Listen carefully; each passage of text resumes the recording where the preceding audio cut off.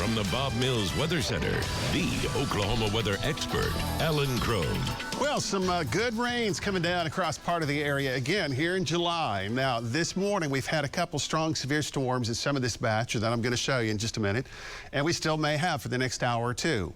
But locations generally a little more east of the metro will have the much lower probability, and areas to the south-southwest will have the highest chance.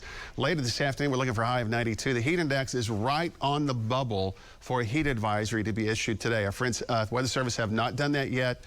Probably won't today, but I'm telling you, Wednesday, Thursday, Friday, I mean, we're into the heat stress big time here. When we kind of look at the numbers, it looks like the heat index values could be from 110 to 115 for Wednesday and Thursday.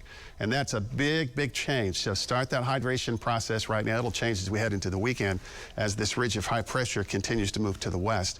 So we're tracking showers and storms this morning. Now, again, a few of these may kind of pulse up to severe levels, could produce some quarter, $half sized hail and some winds. Most of them will not. So some strong storms around the Eufaula area, heavy rainfall. That's kind of driving itself just a little bit to the east. And you can see thunderstorms now that are lined up from Kiowa southward to the Toka and the Boggy Depot area. Lots of lightning here. And there's some gusty winds with some of this, also some hail, but that is not severe. Let me drive a little bit more to the north now and take a look at the Tulsa Metro specifically. So we're dry. You know what? We may end up dry for the morning, but it will be a very close call. And since we had that 40% probability yesterday at this hour, I'm going to keep it for the next couple of hours here near and southwest of the Tulsa Metro. You can see Cushing and Ripley and Perkins. There's showers and storms here. There's just a little spin of the atmosphere that's going to help to try to push this a little closer into Tulsa over the next couple of hours. So again, those two darker shades of green will be the better chance. The lowest chance would be to the north and east, but not zero, but it is a much lower probability. Temperature trend 70s now, 80s through 10 o'clock, 86 at noon. This afternoon will be in the lower 90s, will be in the 80s coming up tonight. And right after that 8 and 9 o'clock time period for Tulsa, our probability goes away, and then we'll go back into that temperature category. It's a late night, early morning storm opportunity for the next couple of days. They're not exceptionally high chances until we get closer into the weekend, and that will be for a larger area. We'll look for more of these late night and early morning storm complexes. But over the next several days, it's going to be the heat and the excessive heat warnings that will be the issue. So here's 10 to 11 o'clock this morning.